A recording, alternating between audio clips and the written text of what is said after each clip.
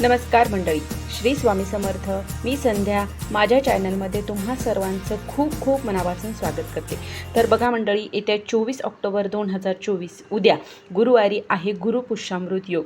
आणि बघा मंडळी, हा योग खूप वर्षांनंतर आलेला आहे, म्हणजे 135 वर्षांनंतर अतिशय शुभ योग जुळून आला आहे असं म्हणत आहेत. म्हणून या दिवशी आपण जर काही उपाय केले, काही छोटे छोटे असे उपाय केले, सेवा केल्या, तर त्याचा फायदा नक्कीच आपल्यावर, आपल्या जीवनावर, आपल्या कुटुंबावर नक्कीच याचा फायदा होत असतो. म्हणून आपल्याला या दिवशी काही छोटे छोटे असे उपाय आणि सेवा करायचे आहेत. आता काय करायचे आहेत हे उपाय, ह्या सेवा, हे जाणून घेण्यासाठी व्हिडिओ अगदी शेवटपर्यंत पहा. आणि जर तुम्ही माझ्या चॅनलवरती नवीन असाल तर चॅनलला सबस्क्राईब करा. तर बघा मंडळी, गुरुपुष्यामृत योग सुरू कधी होत आहे हे आपण पाहू. बघा, 24 ऑक्टोबर 2024ला सकाळी 11:45 गुरुपुष्यामृत योग सुरू होत आहे आणि 25 तारखेला म्हणजे शुक्रवारी दुपारी 12:31 हा योग संपणार आहे. तर गुरुवारी संपूर्ण दिवसभर तुम्ही हे उपाय करू शकता आणि या सेवा करू शकता. बघा, याचा फायदा नक्कीच तुम्हाला होणार आहे. तर बघा, आपण रोज सेवा उपाय करतच असतो, पण योग्य त्या योगावर, योग्य त्या वेळेवर जर आपण काही विशेष अशी सेवा उपाय केले तर त्याचा खूप मोठा परिणाम, त्याचा फायदा हा आपल्याला, आपल्या घरातील लोकांना होत असतो. त्यामुळे बघा, आपल्याला याचा खूप चांगला रिझल्ट आपल्या जीवनामध्ये होतोय हे आपल्याला दिसत असतं. त्यामुळे येणाऱ्या याच्या गुरुपुष्यामृत योगावर आपल्याला जास्तीत जास्त सेवा, जास्तीत जास्त उपाय करायचे आहेत, आपल्याला जास्तीत जास्त सेवा करायच्या आहेत. तर बघा, आता जर तुम्ही या दिवशी सेवा केल्या गुरुपुष्यामृत योगाला, तर तुमचा गुरुग्रह स्ट्रॉंग होत असतो. आणि गुरुग्रह स्ट्रॉंग झाला तर धनप्राप्तीचे योग येत असतात, धनप्राप्तीच्या संधी तुम्हाला चालून येत असतात. त्यामुळे आपला गुरुग्रह हा आपल्याला स्ट्रॉंग करायचा आहे. बघा, सर्वात अगोदर आपल्याला आपला उंबरा स्वच्छ करायचा आहे. आणि उंबरा स्वच्छ केल्याच्या नंतर आपल्याला हळदीचं लेपन करायचं आहे. आणि आपल्या उंबऱ्याचं आपल्याला पूजन करायचं आहे. आता तुमच्याकडे जर अशा पादुका असतील, ज्या लक्ष्मीच्या असतील, तर तुम्ही त्याचंही पूजन करायचं आहे. तर बघा, अशा प्रकारे आपल्याला उंबरा स्वच्छ करून त्याला हळदीचं लेपन करायचं आहे. आता तुम्हाला जर हळदीचं लेपन करणं नाही शक्य झालं तर तुम्ही हळदीच्या 2-2 रेषा सुद्धा त्याच्यावर तुम्ही ओढू शकता. फक्त हळद गोमूत्र एकत्र करायचं आणि त्याच्या 2-2 रेषा, इकडच्या साईडला एक आणि तिकडच्या साईडला एक, अशा 2 रेषा सुद्धा तुम्ही करू शकता. त्याच्यानंतर बघा, आपल्याला काय करायचं आहे, आपल्या दरवाजावर, म्हणजे मेन दरवाजा आपल्याला गोमूत्राच्या पाण्याने स्वच्छ पुसून घ्यायचा आहे. थोडंसं पाणी स्प्रिंकलर करायचं आणि आपला दरवाजा आपल्याला पुसून घ्यायचा आहे. त्यानंतर त्याच्यावर आपल्याला असं हळद कुंकू मिश्रित आपल्याला स्वस्तिक काढायचं आहे आणि आपल्या मेन दरवाजाची सुद्धा आपल्याला पूजा करायची आहे. त्यानंतर आपल्याला आपल्या किचनच्या पूर्व किंवा पश्चिम भिंतीवर आपल्याला असं हळद कुंकू मिश्रित आपल्याला स्वस्तिक काढायचं आहे. स्वस्तिक हे मांगल्याचं प्रतीक असतं आणि त्यामुळे आपल्याला आपल्या किचनमध्ये स्वस्तिक काढायचं आहे व आपल्या गॅसची सुद्धा आपल्याला पूजा करायची आहे. या स्वस्तिकची सुद्धा पूजा करायची आहे. यामुळे आपल्या घरामध्ये धनधान्याची बरकत राहत असते. आणि गुरुपुष्यामृत योगाच्या दिवशी आपल्याला अन्नपूर्णा मातेची सुद्धा पूजा करायची असते. त्यामुळे तुम्ही इथे म्हणजे किचनमध्ये सुद्धा अन्नपूर्णेची पूजा करू शकता किंवा तुमच्या देवघरामध्ये सुद्धा करू शकता. खूप सारे जण किचनमध्ये सुद्धा या दिवशी अन्नपूर्णा मातेची पूजा करतात, कारण घरामध्ये धनधान्याची बरकत राहावी, धनधान्य कधी कमी पडू नये, यासाठी आपल्याला ही पूजा करायची असते. त्याच्यानंतर बघा, असं आपल्याला गोमूत्र आपल्या घरामध्ये पूर्ण घरभर आपल्याला शिंपडवायचं आहे. आणि त्याच्यानंतर आपल्याला आपल्या स्वामींची सुद्धा सेवा करायची आहे, कारण गुरुपुष्यामृत योगाच्या दिवशी आपल्याला आपल्या गुरूंची सेवा करणं हे खूप महत्त्वाचं असतं. यामुळे आपला गुरुग्रह स्ट्रॉंग होत असतो.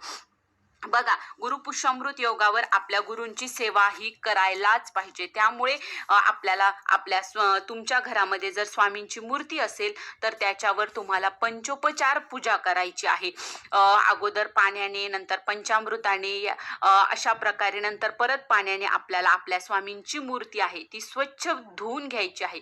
त्याच्यानंतर परत फुलाने महाराजांच्या मूर्तीला आपल्याला अभिषेक करायचा आहे आणि त्यानंतर परत पाण्याने अभिषेक करायचा. अशा प्रकारे आपल्याला स्वामींच्या मूर्तीचा सुद्धा अभिषेक करायचा आहे.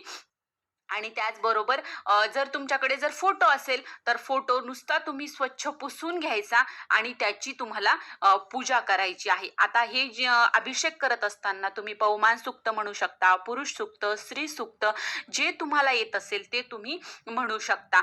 आता त्याचबरोबर बघा, आता हे स्वामी महाराजांची आपल्याला पंचोपचार पूजा करायची. त्यानंतर आपल्या घरात जर देव आहेत त्यांची सुद्धा आपल्याला सर्व देवांची आपल्याला छान प्रकारे पूजा करून घ्यायची आहे. त्याच्यानंतर आपल्याला या दिवशी श्रीयंत्राची सुद्धा आपल्याला पूजा करायची आहे. आता श्रीयंत्रावर सुद्धा आपल्याला अभिषेक करायचा आहे. तो अगोदर पाण्याने करायचा, श्रीसूक्त म्हणत 16 वेळेस श्रीसूक्त म्हणा किंवा 1 वेळेस श्रीसूक्त म्हणा, तुम्हाला जे शक्य होईल ते तुम्ही म्हणू शकता आणि आपल्याला अभिषेक करायचा आहे. श्रीयंत्रावर सुद्धा आपल्याला पंचोपचार पूजा करायची आहे. तुम्ही अगोदर पाण्याने, नंतर पंचामृताने, नंतर परत पाण्याने, अशा प्रकारे आपल्याला श्रीयंत्राची सुद्धा पूजा करायची आहे. आणि अभिषेक झाल्याच्या नंतर आपल्याला श्रीयंत्रावर कुंकुमार्जन सुद्धा करायचं आहे. बघा, या ज्या सेवा आहेत ना, या म्हणजे खूप छोट्या छोट्या सेवा आहेत, हे खूप छोटे छोटे काम आहेत, पण यामुळे आपल्याला याचा खूप चांगला फायदा आपल्याला आपल्या घरातल्यांना होत असतो.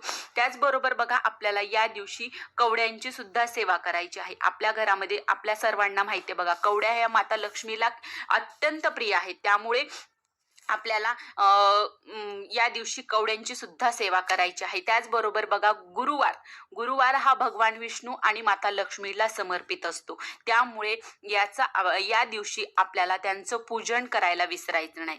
या दिवशी आपल्याला भगवान विष्णू, माता लक्ष्मी यांची सुद्धा सेवा करायची आहे.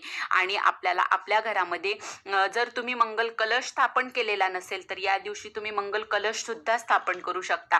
आणि जर तुमच्याकडे असेल तर त्याच्यातलं पाणी बदला, पानं वगैरे असतील तर खराब झाले असतील तर ते बदला आणि मंगल कलश सुद्धा आपल्याला व्यवस्थित स्वच्छ करून घ्यायचा आहे. बघा, यामुळे या ज्या सेवा आहेत ना, या खूप फलदायी, अतिशय फलदायी अशा ह्या सेवा आहेत. यामुळे आपल्या घरामध्ये पूर्ण घरामध्ये सकारात्मक ऊर्जा निर्माण होत असते. घरातील जी काही बाधा वगैरे निगेटिव्हिटी आहे ती सर्व आपली बाहेर जात असते. आणि कुंकुमार्जनची सेवा तर सर्वांना माहिती आहे की कुंकुमार्जन करणं, हे कुंकुमार्जन हे शीघ्र फलदायी, माता धन प्राप्तीसाठी अतिशय शीघ्र फलदायी अशी अत्यंत प्रभावी अशी ही सेवा आहे. आणि त्याच्यानंतर आपल्याला त्याच्यावर कमळगट्ट्याची माळ सुद्धा ठेवायची असते. तर ही सेवा आहे. आणि याच्यानंतर ही सेवा झाल्याच्या नंतर संध्याकाळी आपल्याला अत्यंत प्रभावी अशी ही सेवा करायची आहे. तर ती सेवा कुठली, तर बघा, संध्याकाळच्या वेळेला आता गुरुपुष्यामृत योग 5:53 पर्यंत आहे. तर तुम्ही 5 वाजता सुद्धा किंवा 5:30 वाजता 5:53 पर्यंत तुम्ही ही सेवा करायची आहे. तर ही सेवा अशी आहे की एक पंती घ्यायची आहे, पंतीच घ्या, शक्यतो दिवा किंवा धूपदाणी घेतली तरी चालेल. त्याच्यामध्ये आपल्याला 4 कापूर टाकायचे आहेत. 4 कापूर टाकायचे, ते आपल्याला आपल्या उंबऱ्यावर ठेवायचे, मधात ठेवायचे. कारण या वेळेला लक्ष्मी मातेचं आगमन होत असतं आणि त्यामुळे लक्ष्मी मातेच्या स्वागतासाठी आपल्याला ही सेवा करायची आहे. आता तुम्हा सर्वांना माहिती आहे की लवंग ही लक्ष्मी मातेला अत्यंत प्रिय आहे. त्यामुळे कापूर जाळायचा, त्या 4 कापराच्या वड्या ठेवायच्या, त्याच्यावर त्या प्रज्वलित करायच्या आणि त्याच्यामध्ये आपल्याला 2 लवंगा टाकायच्या आहेत. आणि हे आपल्याला तिथेच त्याचा धूर म्हणजे प्रज्वलित करायचा, त्याचं ते तिथंच जाळायचं. त्यामुळे आपल्या घरामध्ये लक्ष्मी मातेचं आगमन होत असतं आणि घरामध्ये अखंड लक्ष्मी वास करत असते. तर अत्यंत प्रभावशाली असा हा उपाय आहे. नक्की सर्वांनी हा उपाय करा.